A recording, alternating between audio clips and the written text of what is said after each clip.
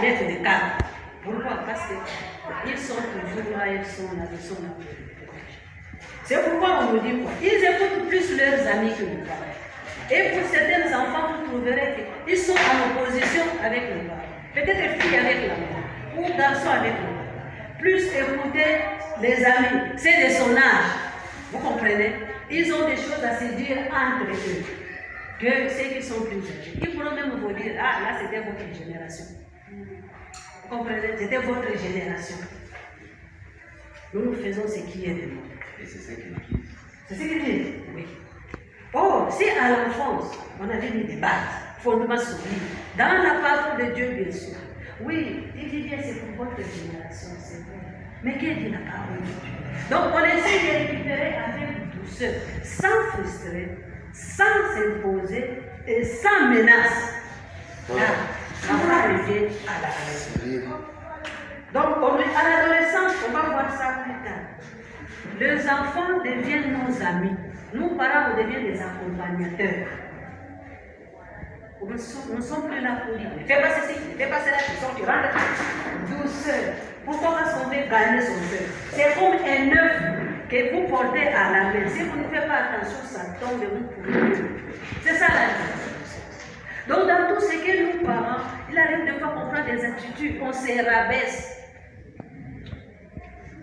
On se rabaisse des fois.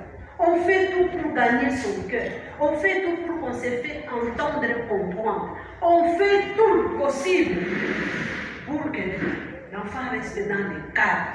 Mais sans avoir, bien que nous sommes des parents, notre autorité parentale ne peut pas les écraser pendant cette période.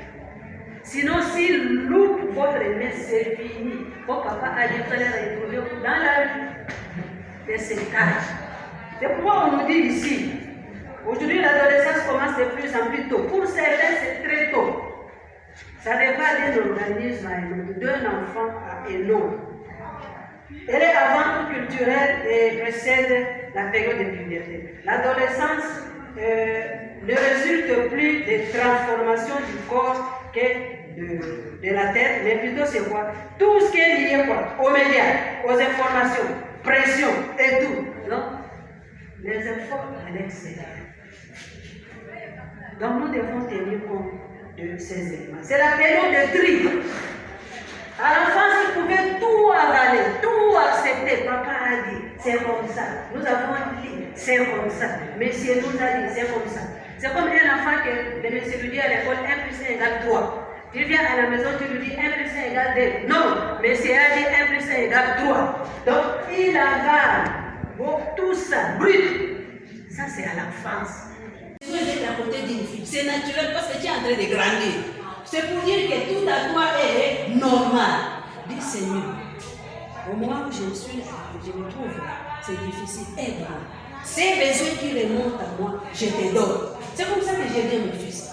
Tu te ressentiras ça, c'est normal. Ne dis pas que tu es possédé.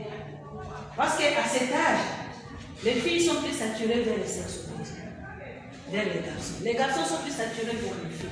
C'est pourquoi on dit aux parents dans les enseignements de couple, vous parents qui avez des enfants adolescents, papa, comme élever la vie, prenez même votre fille et ses potes, donnez même un bisou à votre fille. Dites à votre fille qu'elle est belle, vous l'aimez.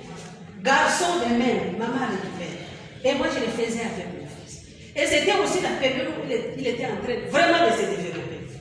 Pour lui, c'est devenu plus que développé. Vraiment, je disais, mon fils, tu es normal. Tout ce que tu sens là, c'est normal. Tu es en train de grandir. Ne dis pas que non, tu es possédé ou tu as de mauvaises pensées. C'est normal. Et quand ça devient très fort, entre dans ta chambre, dis Seigneur, voilà, je sens ça. Voilà, mon corps se tient debout. Seigneur, prends ça, aide-moi. Vous voyez? Et c'est comme ça que j'ai essayé de cadrer mon fils et jusqu'à ce qu'il a compris. Et même là où il est à l'université, j'ai fait le travail dessus par rapport à ça. Donc c'est notre responsabilité. Notre coutume et culture nous dit que c'est des tabous.